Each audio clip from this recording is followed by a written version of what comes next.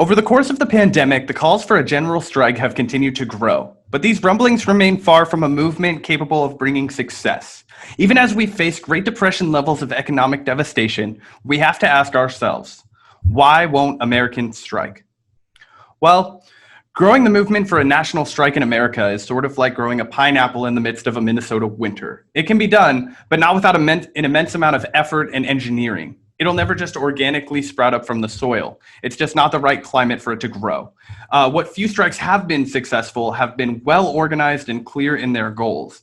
The last successful wave of wildcat strikes erupted where they would have been considered least likely to succeed. The Red for Ed strike wave in 2018 reached conservative states from West Virginia to Arizona when well-organized teachers unions said enough is enough and demanded an increase in pay from their poverty wages, of which they often had to dip into their own paltry checks to provide classroom decoration and supplemental learning resources for the children they taught. If there's going to be a general strike in this country on the magnitude necessary to create sustained, permanent, well-paying employment for working people, the seeds will need to be sown long before they are reaped. It's going to be a long, painful, drawn-out process. And while social media is potentially a useful tool for organizing large groups of individuals, the company's allegiance to corporate power and profit will always trump any loyalty to its user base. So your personal user information and security is always compromised. And regardless, a movement cannot be built on hashtags. It requires real people building real trust and solidarity. Before people would be willing to put their livelihoods on the line and walk out of the jobs that is the only lifeline they have to food, shelter, health insurance, and also the food, shelter, and health insurance in many cases for their children. They want to know damn well that this strike is going to be successful and that they're not going to be walking out alone, right? We need to sow those seeds of solidarity well before we can expect a strike to be successful. Before we can ethically ask people to risk their livelihoods, we need to reinvigorate that unity amongst the American working class that's been beaten out by the oligarchs over the past century. Unlike countries on the opposite side of the Atlantic in Western Europe, like France and Spain, where there's a long history of working class people resisting and revolting, and so much as an unwelcome pension change, will flood the streets of Paris with pissed off protesters, while the United States has been vigilantly stamping out working class uprisings since the nation's founding. Still American history books love to glorify acts of looting and property destruction when it's convenient, heaping praise on events like the Boston Tea Party, where lawless criminals boarded a vessel in the city's harbor and defaced all the cargo and hoisted it overboard, right? But the national myth of America stands on this mountain of historical inaccuracies and unquestioned hypocrisy and blatant propaganda. And our culture is one of incessant, perpetual self-idolization.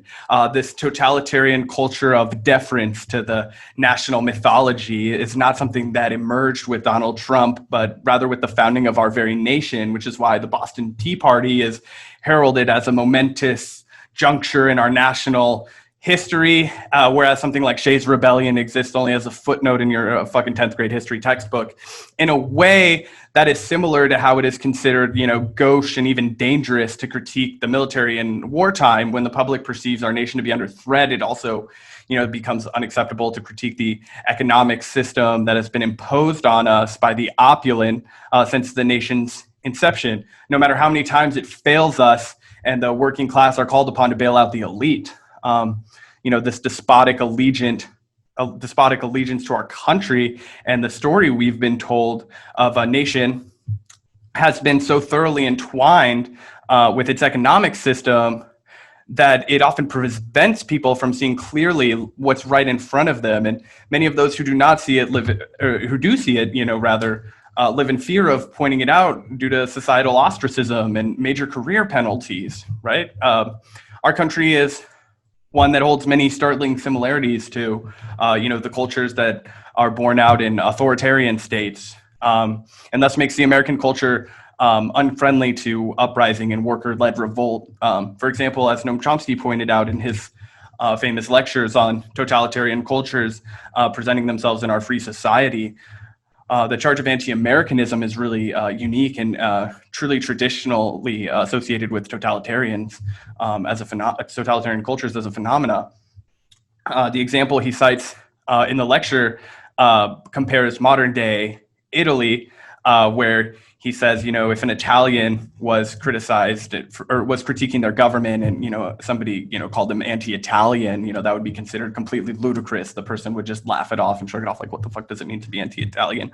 Whereas if you were in, Soviet Russia in the 1930s and you were critiquing the Stalinist regime, obviously the charge of an anti-Sovietism would be like a tremendous, charge worthy of death or imprisonment, So another non-trivial hurdle is overcoming the fact that presenting yourself as a struggling worker in this country leaves you vulnerable to judgment, societal ridicule, and personal embarrassment. We're taught from a young age in America to internalize our economic shortcomings or any, failure to accumulate wealth. We're conditioned to believe that the failures of our economic system and the inequality it produces by its very nature is a failure of ourselves to compete in the system that is a meritocracy when it is not. Not accidentally, these societal norms have isolated workers and made them feel shameful instead of allowing them to create bonds over their shared economic situation and band together to make those changes a reality.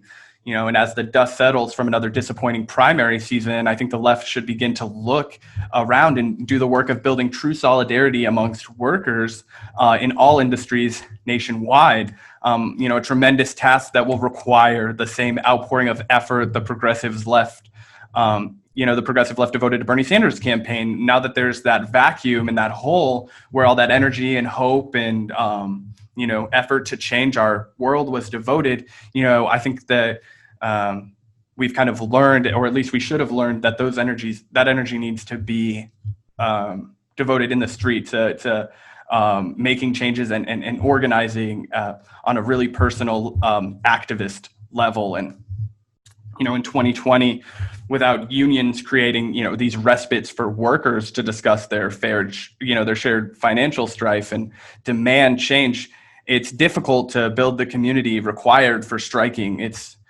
sort of foolish to believe that millions of Americans would heedlessly jeopardize their livelihoods without first giving people a reason to believe that this is going to be successful. So orchestrating an effective national general strike is going to require a well-organized network of democratic, worker-led insurgencies working in tandem and feeding off of each other's energy, firing off in quick succession like Black Cat fireworks on the 4th of July, and not something that just, sprouts up out of nowhere because a Twitter hashtag went viral.